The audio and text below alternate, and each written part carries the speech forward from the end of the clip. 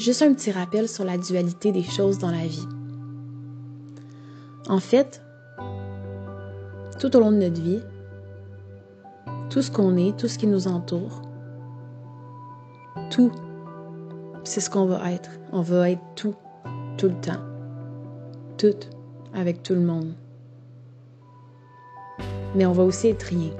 On va être rien du tout. On va rien faire. On va être rien avec rien. S'il y a quelque chose que je comprends en ce moment, c'est que tout a sa dualité. La nuit, le jour, les couleurs complémentaires, le froid, le chaud, les forces, les faiblesses.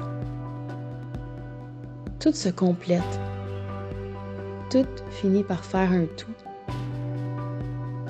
Mais ça veut dire qu'il faut aussi accepter, pour se sentir complet, d'être séparé. Je pense que c'est à partir du moment où on accepte le vide intérieur qui nous habite, à partir du moment où on accepte ce qui semble nous diviser les uns les autres, mais aussi soi envers soi.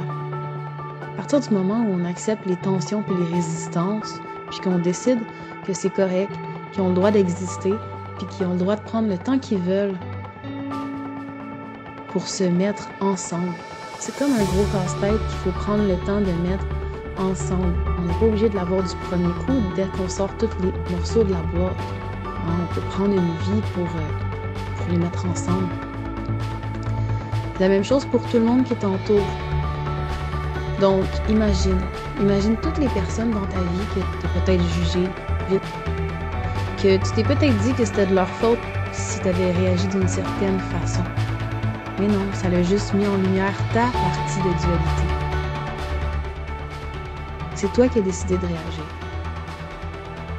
Donc, je voulais juste rappeler ici que ce soit en regardant quelqu'un, ou que ce soit en te regardant toi-même, que tu voudrais que ça change plus vite, que ça se transforme plus vite, que ce soit différent, que tu as de la misère à accepter la réalité présente, que tu aimerais être plus, que tu aimerais être moins, que tu aimerais qu'il soit plus comme ci, moins comme ça. Chaque force est en soi une faiblesse. Chaque faiblesse est en soi une force. Ça dépend, t'es rendu où dans cet équilibre-là, de cette affaire-là qui t'habite, de cette émotion-là, de cette situation-là, de cette pensée-là, de ce trait physique-là. Comment tu décides de le voir? Comment tu décides de prendre ton temps à ton rythme pour le transformer? Avec amour. Est-ce que tu es capable de regarder tout avec des yeux d'amour inconditionnel, même dans l'imparfait? De voir, exemple, que quelqu'un, s'il est insécure ou est insécure, ben dans le fond, c'est parce que il y a une blessure en dedans. Mais l'insécurité, ça veut dire qu'il va vraiment faire tellement son possible parce qu'il se demande la perfection, parce qu'il ne croit pas qu'il est valable. Ou elle ne croit pas qu'il est valable à ce point-là.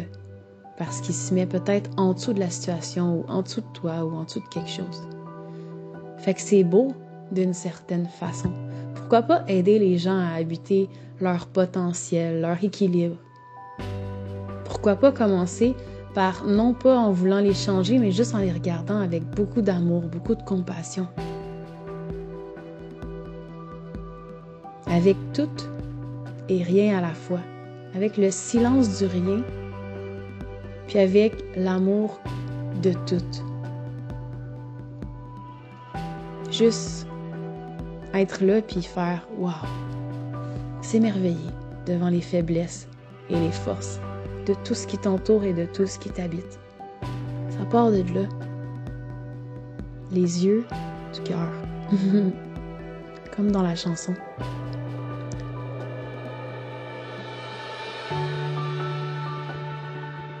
À bientôt. Namasté.